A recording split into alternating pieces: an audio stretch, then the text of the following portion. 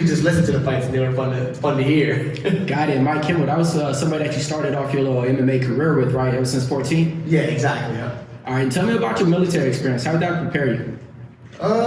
It was good, man. It's just a big thing about if you want to be successful in any sport or any career, any craft, is just you got to go through suffering and you got to go through things that are not fun. Life is not always about a party, So going through, just basic training and AIT and all that sucked. It was cold and you're outside doing ruck marches, and now I'm doing weight cuts and dieting for weeks at a time. So in order to be successful, you got to go through a lot of pain. So I guess it helped me in that area. All right, and to follow up on that, you seem like a real student of the game. To quote you, you said while people are at home watching Netflix at home, you're looking at which fight you can watch next.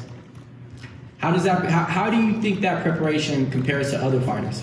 I mean, it's all about being diligent. Any craft that you're in, you want to read all the books, you want to take the seminars, you want to take the classes and be the best at your craft. And just like MMA, you can't just show up to training and just go home. You got to study, you got to study your own footage, you got to study other people's footage, you got to get inspiration, new techniques, see things out there that you might like. So I'm just trying to be the best I could possibly be in my sport. This is my job, And speaking of new techniques, you was once studying Canelo's lower jab and overhand right hand to see how you could implement that in MMA. Have you been able to roll out that in your game plan yet? I mean, there's a lot of things from different boxers that I've taken, and with him, the way he throws his body shots and his left hooks, I've been able to add a lot of that to my game, and not just him, but a whole bunch of different boxers. And then last question for me. 15-year-old self-confidence is real big, right? When you were that age, you were thinking that you could beat Jose Aldo and stuff like that, right? Then when you got a little bit older, you figured out, hey, it's a lot harder than how it seems, right?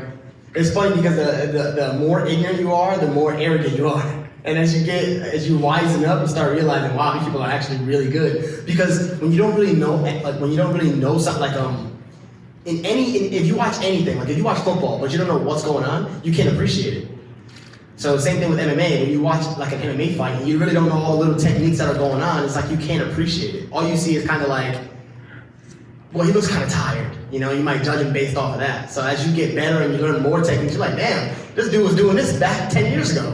And I'm just learning that. So as you get wiser, you're like, it kind of humbles you. All right, then last but not least, you're always a positive guy, always got a message on Twitter and Instagram. What's your message of the day for the people?